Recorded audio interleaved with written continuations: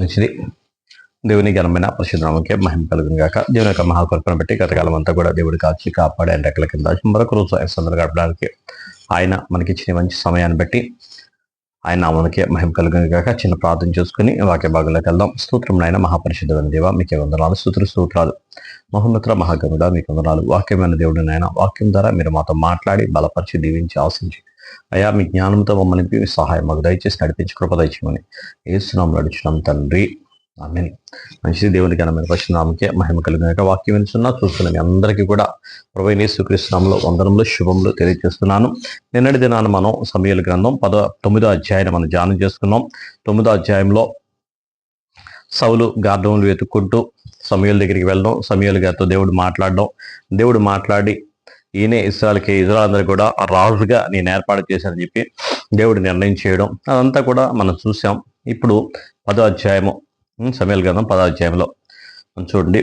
అప్పుడు సమూయేలు తైలపు బుండి పట్టుకొని సౌలు తన మీద తైలం పోసి అతని ముద్దు పెట్టుకొని, యెహోవా నిన్ను అభిషేకించి తన స్వాస్థ్యం మీద అధిపతిగా నియమించి ఉన్నాడు అని చెప్పి ఇలాగ సెలవిచ్చాను.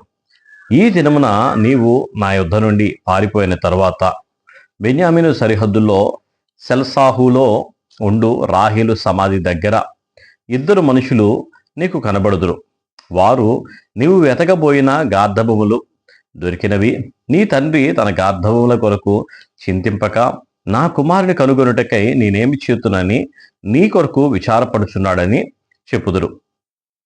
తరువాత నీవు అక్కడి నుండి వెళ్ళి తాబోరు మైదానమునకు రాగానే అక్కడ బేతేలునకు దేవుని యొద్దకు పోవు 3 మనుషులు నీకు ఎదురుపడుదురు. ఒకడు 3 మేకపిల్లలను, ఒకడు 3 రొట్టెలను, ఇంకొకడు ద్రాక్షరసపు తిత్తిని మోచు ఒత్తురు. వారు నిన్ను కుశల ప్రశ్నలు అడిగి నీకు 2 రొట్టెలు ఇత్తురు. అవి వారి చేత నీవు తీసుకొనవలను. ఈలాగున పోచు ఇశ్రాయేల దండు కాపువారుండు దేవుని కొండకు చేరుదు. అచ్చట ఊరి దగ్గర నీవు రాగానే స్వరమండలము, తంబూర, సన్నాయి సితారా వాయించు వారి వెనక ఉన్నతమైన స్థలము నుండి దిగివచ్చు ప్రవక్తల సమూహము నీకు కనబడును. వారు ప్రకటన చేయొచ్చు ఒత్తురు. యెహోవా ఆత్మ నీ మీదికి బలంగా దిగివచ్చును. నీవు వారితో కలిసి ప్రకటన చేయుచుండగా నీకు క్రొత్త మనసు వచ్చును. దేవుడు నీకు తోడుగా ఉండును గనుక ఈ సూచనలు నీకు సంభవించిన తర్వాత నీకు మంచిదని తోచిన దాన్ని చేయము. నాకంటే ముందు నీవు గిల్గాలుకు వెళ్ళగా దహన బలులను సమాధాన బలులను అర్పించుటకై నేను నీ యొద్దకు దిగివచ్చి నీవు చేయవలసిన దాన్ని నీకు తెలియజేయ వరకు 7 దినముల పాటు నీవు అచ్చట నిలవవలను. అతడు సమూయేలు వద్ద నుండి వెళ్ళిపోవుటకై తిరగగా దేవుడు అతనికి క్రొత్త మనసు అనుగ్రహించెను. ఆ దినమునే ఆ సూచనలు కనబడెను. హల్లెలూయా. చూడండి, ఇక్కడ బాధపడుతున్నాడు, నువ్వు తప్పిపోయావని చెప్పేసి వెతుక్కుంటా ఉన్నాడని చెప్పేసి వాళ్ళు చెప్తారు. ఆ తర్వాత ముందుకు వెళ్తా ఉంటే దేవుని కొండకు వెళ్తున్న వారు తాబోరు మైదానం దగ్గర నీకు కనపడి వాళ్ళలో ముగ్గురు మనుషులు ఒకడేమో 3 మేకపిల్లలు తీసుకెళ్తాడు, ఒకడేమో 3 రొట్టెలు తీసుకెళ్తాడు, ఒకడేమో ద్రాక్షరస తిత్తిని మోసుకొని వెళ్తూ ఉంటారు. వెళ్తూ ఉన్న వారిలో ఒకడు వచ్చి నీకు కుశల ప్రశ్నలు అడిగి నీకు 2 రొట్టెలు ఇస్తారు, ఆ రొట్టెలు తీసుకోమని చెప్పాడు. ఆ తర్వాత ఇంకా ముందుకు వెళ్తూ ఉండగా కొండ మీదకి వెళ్తున్న కొంతమంది ప్రవక్తల్ని కనపడతారు. వారు సితారాలు వాయిస్తూ సన్నాయి వాయిస్తూ వారు వెళ్తూ ఉంటారు. ఆ వెళ్తున్న వారితో పాటు నువ్వు కూడా వెళ్తూ ఉండగా వారి మీదకి బలముగా దేవుని ఆత్మ దిగి వచ్చినప్పుడు వారందరూ ప్రకటిస్తారు, వారితో పాటు నువ్వు కూడా ప్రకటన చేస్తావు, అప్పుడు నీకు క్రొత్త మనసు వస్తుంది అని చెప్పి సమూయేలు గారు సౌలు గారికి చెప్పాడు. సమూయేలు గారు సౌలు గారికి చెప్పి అలాగా వారిని పంపించాడు. పంపించిన తర్వాత 10వ వచనంలో వారు ఆ కొండ దగ్గరికి వచ్చినప్పుడు ప్రవక్తల సమూహము అతనికి ఎదురుపడగా దేవుని ఆత్మ బలముగా అతని మీదికి వచ్చెను. అతడు వారి మధ్యను ఉండి ప్రకటన చేయుచుండెను. పూర్వం అతని ఎరిగిన వారందరూ కూడా అతని ప్రవక్తల్లో కూడా ఉండి ప్రకటించుట చూచి కీషు కుమారుడికి సంభవించినది ఏమిటి, సౌలు ప్రవక్తల్లో ఉన్నాడా అని ఒకరితోనొకడు చెప్పుకొనగా ఆ స్థలమందు ఉండు ఒకడు వారి తండ్రి ఎవడని అడిగాను. అతడు అందుకు సౌలు ప్రవక్తల్లో ఉన్నాడా అను సామెత పుట్టెను. అంతటా అతడు ప్రకటించుట చాలించి ఉన్నత స్థలమునకు వెళ్ళాను. సౌలు ఇలా ప్రకటిస్తూ ఉండగా అక్కడ ఉన్న వాళ్ళందరూ కూడా అనుకున్నారంట, సౌలు కూడా ప్రవక్తల్లో ఉన్నాడా, ప్రకటించేవాడిగా ఉన్నాడా, సౌలు కూడా దేవుడు ఏర్పాటు చేసుకున్నాడా, దేవుడి యొక్క వాక్యము దేవుడి యొక్క మాటలు అందిస్తున్నాడా అని చెప్పేసి వాళ్ళందరూ కూడా చూసిన వాళ్ళందరూ ఆశ్చర్యపోయాడంట. తర్వాత 14వ వచనంలో సౌలు యొక్క పిన తండ్రి అతని పనివారిని చూసి, మీరిద్దరూ ఎక్కడికి పోతిరని అడుగగా అతడు, గార్ధబములు వెతకపోతిమి, అవి కనబడకపోగా సమూయేలు వెతకపోతిమని చెప్పినప్పుడు సౌలు పిన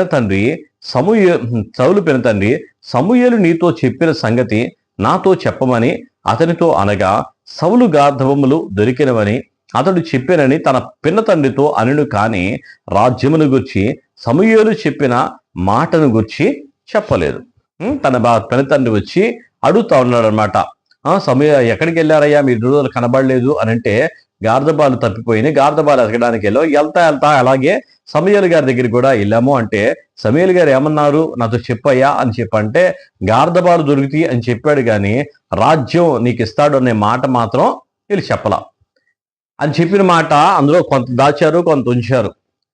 అలాగే వాళ్ళు తర్వాత 17వ వచనంలో తర్వాత సమూయేలు మిస్పాకు దేవుని యొద్దకు జల్లు యొద్దకు పిలువనంపించి ఇశ్రాయేలుతో ఇట్లనెను, ఇశ్రాయేలు దేవుడైన యెహోవా ఇలాగు సెలవిచ్చున్నాడు, నేను ఇశ్రాయేలైన మిమ్మును ఐగుప్తు దేశంలో నుండి రప్పించి ఐగుప్తుల వశంలో నుండి మిమ్మును బాధపెట్టిన జనములన్నిటిని వశంలో నుండి విడిపించి తిని, అయినను మీ దుర్దశలన్నిటినీ ఉపద్రవములన్నిటినీ పోగొట్టి మిమ్మును రక్షించిన మీ దేవుణ్ణి మీరు ఇప్పుడు విసర్జించి మా మీద ఒకని రాజుగా నియమింపమని ఆయనను అడిగి ఉన్నారు. కాబట్టి ఇప్పుడు మీ గోత్రముల చొప్పున మీ కుటుంబముల చొప్పున మీరు యెహోవా సన్నిధిని హాజరు కావలను. ఇశ్రాయేలు గోత్రములన్నిటినీ ఇశ్రాయేలు సమూయేలు సమకూర్చగా బెన్యామీను గోత్రం ఏర్పడెను. బెన్యామీను గోత్రమును వారి ఇంటి కూటముల ప్రకారము అతడు సమకూర్చగా మద్రి ఇంటి వారి కూటము ఏర్పడెను. తరువాత కీషు కుమారుడైన సౌలు ఏర్పడెను. అయితే జనులు అతని వెతికినప్పుడు అతడు కనబడలేదు. కావున వారు, ఇక్కడికి ఇంకొక మనుషుడు రావలసి ఉన్నదా అని యెహోవా యొద్ద విచారణ చేయగా, యెహోవా ఇదిగో అతడు సామాన్లో దాగి ఉన్నాడని సెలవిచ్చెను. వారు పరిగెత్తిపోయి అక్కడి నుండి అతని తోడుకొని వచ్చిరి. అతడు జనసమూహములో నిలిచినప్పుడు భుజములు మొదలుకొని పైకి ఇతరుల కంటే ఎత్తుగలవాడుగా కనబడెను. అప్పుడు సమూయేలు జనులందరిలో యెహోవా ఏర్పరిచిన వారిని మీరు చూచితిరా, జనులందరిలో అతని వంటి వాడు ఒకడును లేడని చెప్పగా, జనులందరూ బొబ్బలు పెట్టుచు రాజు చిరంజీవునుగాక అని కేకలు వేసిరి. హల్లెలూయా. తరువాత సమూయేలు రాజ్య పరిపాలనా పద్ధతిని జనులకు వినిపించి ఆ గ్రంథమందు వ్రాసి యెహోవా సన్నిధిని దాన్ని ఉంచెను. అంతటా సమూయేలు జనులందరినీ వారి వారి ఇండ్లకు పంపివేశాను. సౌలును గిబియాలోని తన ఇంటికి వెళ్ళిపోయాను. దేవుని చేత హృదయ ప్రేరేపణ నొందిన శూరులు అతని వెంట వెళ్ళిరి. పనికి మాలిన వారు కొందరు ఈ మనుషుడు మనలను ఎలాగూ రక్షింపగలడని చెప్పుకొనుచు అతని నిర్లక్ష్యము చేసి అతనికి కానుకలను తీసుకొని రాకుండా అతడు చెవిటివాడైనట్టు ఊరకుండెను. హల్లెలూయా. అందులో ఇప్పుడు సమూయేలు ఆ జనులందరూ కూడా పిలిపించి ప్రజలందరూ కూడా సమకూర్చి, మీరందరూ కూడా దేవుని విసర్జించి రాజు కావాలని చెప్పి మీరు అడిగారు కదా, రాజు కావాలి, మీరందరూ కూడా అడిగిన దాన్ని బట్టి మీరందరూ సమాజంగా అందరూ కూడుకున్నప్పుడు వారి గోత్రాలన్నింటిలో పేర్లని రాసినప్పుడు అందులో బెన్యామీను గోత్రాన్ని దేవుడు ఏర్పాటు చేశాడు. బెన్యామీను గోత్రం ఏర్పాటు అయిన తర్వాత వారిలోండి కీషు కుమారుడగు సౌల్ని దేవుడు ఏర్పాటు చేసి, ఇతను రాజుగా మిమ్మల్ని నిర్మిస్తున్నానంటే ఇక్కడ బెన్యామీను గోత్రంలో ఉన్న సౌలు ఎక్కడున్నాడా అని చూస్తే సౌలు అక్కడ కనబడలేదు. జనులందరూ మళ్ళీ, అయ్యా మేము ఇంకెవరి కోసం చూడాలా అని చెప్పి ఆయన అడుగుతా ఉంటే, కాదు ఆయనే సౌలునే నేను ఏర్పాటు చేశారని చెప్పినప్పుడు ఆయన ఎక్కడున్నాడంటే వెళ్ళి సామాన్యుడి గదిలో దాక్కొని ఉన్నాడు. ఆయన తీసుకొని వచ్చారు. ఆయన తీసుకొని వచ్చి నిలబెట్టినప్పుడు చూస్తే అందరికంటే కూడా ఎత్తుగా ఉన్నాడు, అందరికంటే అందంగా ఉన్నాడు, అందరికంటే చూడడానికి చాలా ఆకర్షణీయంగా ఉంటే జనులందరూ అనుకున్నాడట, అబ్బా దేవుడు ఎలాంటి మనిషిని మనకు రాజుగా ఏర్పాటు చేశాడు, ఎంత ఎత్తుగా ఉన్న మనిషి, ఎంత అందంగా ఉన్న మనిషి, ఎంత సౌందర్యం కలిగిన వాడిని మనకి రాజుగా ఏర్పాటు చేశాడు అని చెప్పి ఆ సౌండ్ని బట్టి వీళ్ళందరూ ఎంతో సంతోషించారంట. సంతోషించి రాజు చిరంజీవిగా కానీ కేకలు వేశారంట. కేకలు వేసి ఆయన బట్టి సంతోషించారు. ఆ తర్వాత కొంతమంది రాజుగారితో ఉండడానికి కొంతమంది వచ్చారు. సమూయేలు గారేమో రాజ్య విధాన పద్ధతులన్నీ కూడా ఆ రాజ్యంలో వారికి నేర్పించి చూపించి ఆయన వెళ్ళాడు. కొంతమంది ఏమో ఈయన రాజుగా ఉండడం ఏంటి, ఈయన చెప్పిన మాట వినడం ఏంటి, ఈయన చెప్తే ఈయన చెయ్యాలా అని చెప్పేసి వెళ్ళిపోయిన అల్లరి జనం కూడా ఉన్నారు. కనీసం వాళ్ళకి కానుకలు కూడా పంపించకుండా ఉన్నవారు కూడా ఉన్నారంట. రాజ్యం అన్న తర్వాత, ఒక మనిషి అన్న తర్వాత అందరికీ నచ్చాలని లేదు, అందరూ గొప్పవాడు అనడానికి లేదు. అలాంటి వారు ఉంటారు, ఇలాంటి వారు ఉంటారు. ఒక మాట అందరికీ నచ్చదు, ఒకరు మెచ్చుకునే వాళ్ళు ఉంటారు, నొచ్చుకునే వాళ్ళు ఉంటారు. అలాగే సమాజంలో ఉన్నట్టుగానే ఇక్కడ కూడా కొంతమంది ఏమో రాజుగా దేవుడు ఏర్పాటు చేసినందుకు రాజును బట్టి వాళ్ళు గౌరవించారు. ఈ రాజు మనల్ని కాపాడతాడా, ఈయన ఏర్పాటు చేసుకోవడం ఏంటి అనుకొని వెనక్కి తిరిగిన వారు కూడా ఉన్నారు. దేవుడి మాటలు దీవించి ఆశ్రయించును గాక. ప్రార్థన చేసుకుందాం. స్తోత్రం నాయన, మహాపరిశుద్ధుడైన దేవా, మీకే వందనాలు, స్తోత్రాలు. మహోన్నత మహాగణుడా, మీకు వందనాలు తండ్రి. ఆమేన్. అందరికి కూడా వందనాలు.